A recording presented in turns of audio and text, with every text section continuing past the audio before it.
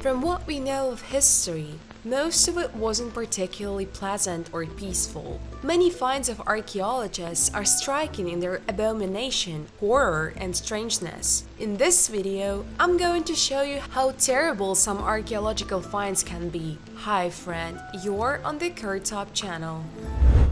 Death penalty for picking up stones.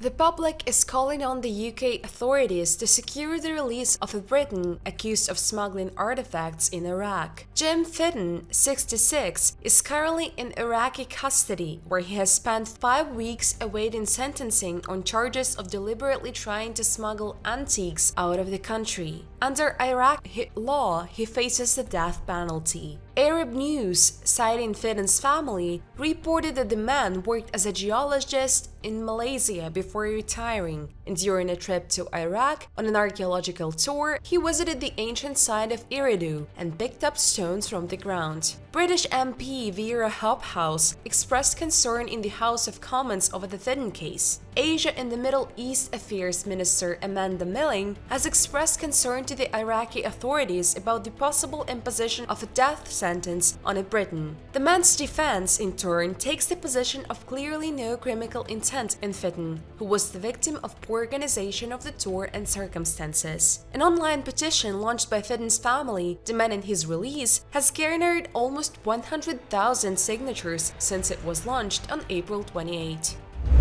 Child sacrifice at Carthage.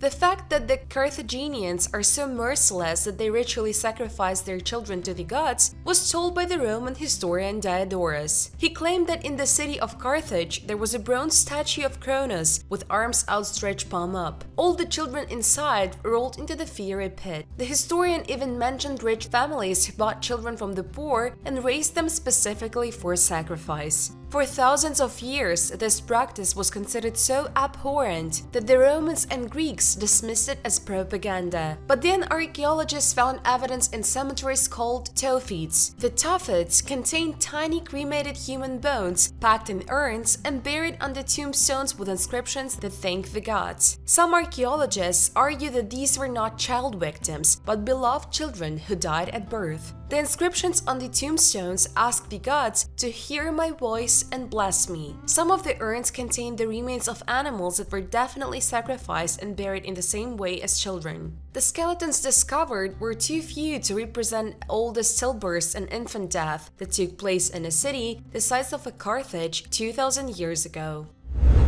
Inside an Egyptian hawk mummy.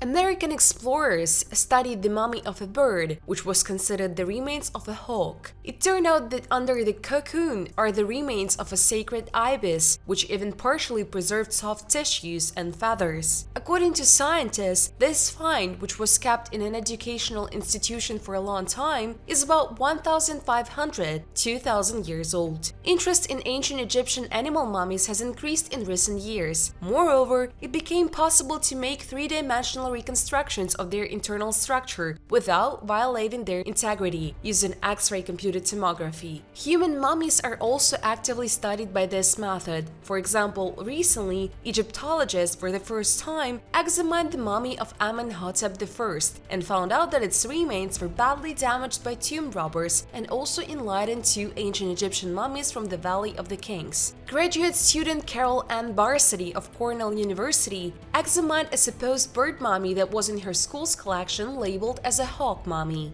The exact origin of this artifact remains unknown, as there is no record of its arrival at the university. As a result of the study, they discovered that under the cocoon there are indeed the remains of a bird, which even has preserved some soft tissues and feathers. It turned out that one of the legs of this bird was broken even before it was mummified. In addition, after death, possibly during transportation, its beak was broken. The weight of the mummy turned out to be 942 grams, and its age, according to researchers, is about 1,500–2,000 years. Perhaps, if in the future it is possible to extract DNA from the soft tissues of the sacred ibis, then scientists will be able to determine the place where it comes from. Daggers made from people. Until the end of the last century, warriors from New Guinea used bone daggers in hand-to-hand combat. They were often made from the thigh bones of large flightless birds called cassowaries, but there were some that were rarer and highly prized. They were made from human bones. This revered weapon was made from the remains of people of high status. They were usually the fathers of warriors who apparently donated their bones willingly. Daggers were worn prominently on the biceps, and those made from human remains were much more elaborate and ornate. This gave them more of a ceremonial status than a practical one. Anthropologists wanted to know which type of weapon was actually the best. They tested 11 daggers, 6 from cassowaries, 5 from humans, and found that the blades made from human remains retained more of the natural curvature of the bone and were stronger. Cavemen watched cartoons. A new multidisciplinary study of 50 ancient round stones shows that our distant ancestors could create animation. They achieved the desired effect with the help of fire. For analysis, stones were selected that were found on the territory of France, but are now stored in the funds of the British Museum. They are known as plaquettes. These stones are covered with ancient images, mostly figures of people and animals, as well as strange lines. A new study has shown that these drawings were carved on rocks between 14,000 and 23,000 years ago. It is known that they bear traces of thermal damage. According to the authors of the study, such traces could leave a fire from the hearth. The stones were not directly fired, but the nature of the traces indicates that they were located close to the fire for some time. This suggested that the cavemen deliberately set such stones around the fire. They did this with a simple purpose. The flickering of fire seemed to make the figures carved on the stones move and distort, which created a kind of animation effect. In other words, the cavemen were, in fact, watching the first cartoons in history. Scientists tested their hypothesis experimentally. For this, 3D modeling was used. In virtual reality, the plaques have been recreated in great detail. Modeling helped to look at the engravings as prehistoric artists might have seen them. It turned out that if the stones are placed close to the fire, the flickering of the fire can cause an animation effect. Coprolite Lloyds Bank. Not all gruesome archaeological discoveries point to our murderous past. Some artifacts may be shocking for entirely different reasons. For example, the Lloyds Bank coprolite may be the largest piece of fossilized human feces in history. It was found in 1972 during excavations that were to become a branch of Lloyds Bank in York, England. This find, 7 inches long and 2 inches in diameter, dates back to the 9th century AD. It is believed to have been produced by a Viking who lived in the settlement then known as Jorvik. Microscopic analysis of fossilized feces revealed traces of pollen grains and cereal bran. This indicated that its creator, let's call him that, was on a diet of compound bread. The coprolite still contained parasite eggs, which showed that the person had been infected with whipworm and human roundworm, a dangerous parasitic worm that can penetrate tissues and exit through all human orifices, including the corners of the eyes. They may not be pretty, but coprolites can provide us with information about the health and diet of the average person from past eras that you could never get from books or scrolls. Archaeologists who specialize in this kind of research are called paleoscatologists, and those who have studied Lloyds Bank coprolite consider it as valuable as the crown jewels. Treasures of the Roman Witch. An absolutely extraordinary find made in Pompeii. In one of the relatively recently excavated houses of the Roman nobility, a treasure was found with many valuable things, but their physical value is not too great. Beads, a figurine in the form of a penis, 2 mirrors, a necklace, decorative elements made of glazed ceramics, bone and amber, an amethyst carved female figure. However, the person who hid it took care of the safety of the treasure. It was clearly extremely dear to him. Historians suggest that we have a set of sorceress, and she apparently was a servant or slave. Most likely, the woman hunted with rituals designed to increase fertility and could also send spells. The fact that all these things belong to a poor woman is especially pleasing to archaeologists. They do not often manage to look into the vaults of ordinary people, but most of the work in connection with these treasure, of course, will be the work of specialists in the religion of ancient Rome. They too are not often lucky enough to learn the unofficial underground aspects of an ancient cult. Lugnano vampire child.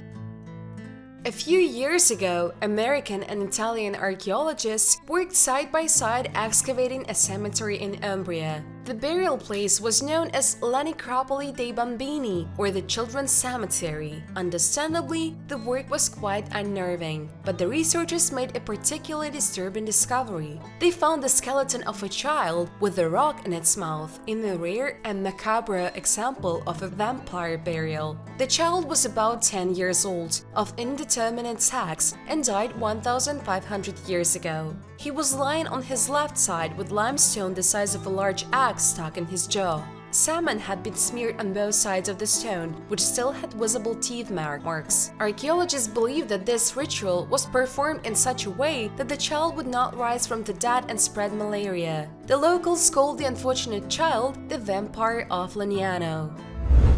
Unique icon for 24 million euros.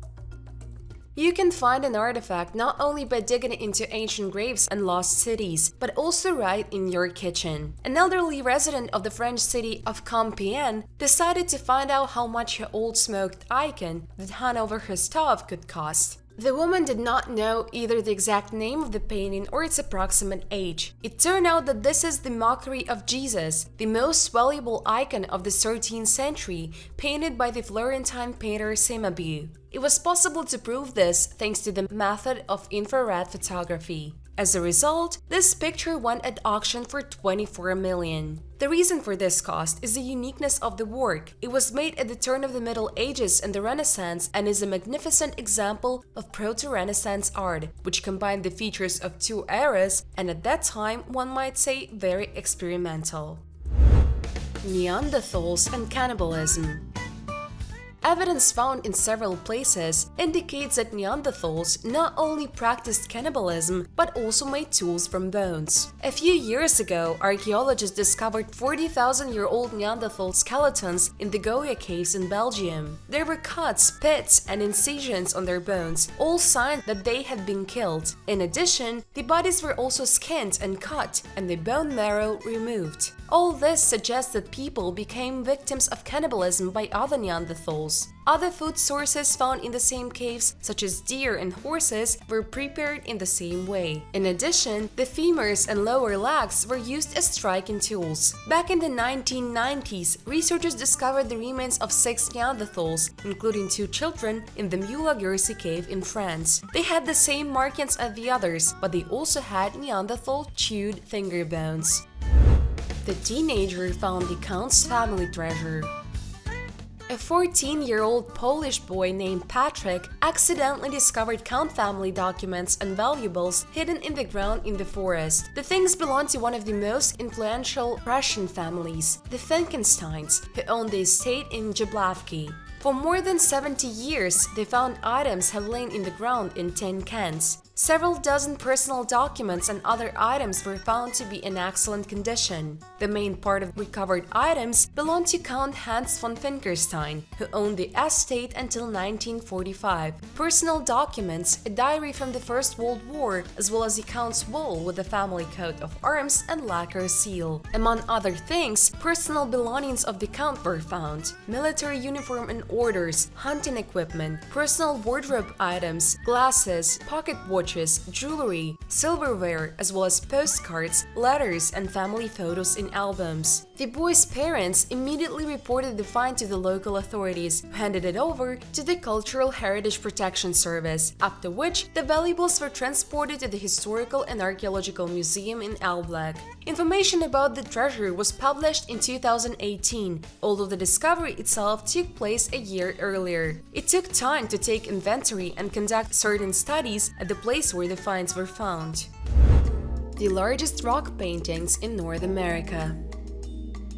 In 1998, in Alabama, archaeologists found a cave in which they found several fragments of pottery, as well as pieces of coal suitable for radiocarbon dating. The pottery turned out to be similar to samples from the woodland period, from about 1000 BC to 1000 AD. A group of scientists led by Jan Simek from the University of Tennessee carried out a work to study the ceiling of this cave. I must say it is very low, from 60 centimeters to 1.25 meters. Cave 19 itself in Alabama is huge. It has both vertical shafts characteristic of karst caves and low ceiling chambers formed by washouts. On the ceiling of just such a chamber, with an area of 20 by 25 meters, scientists have identified the largest North American rock paintings known today. Until now, they have not been paid attention to because they are difficult to see. For this, you need to lie on the floor. Simek, on the other hand, applied the method of photogrammetry, which has long been known and widely used for applied purposes, but not in archaeology. The special microclimate of the cave not only provided a canvas for the rock paintings, but also preserved them. The clay layer was preserved by oxidation caused by moisture condensation.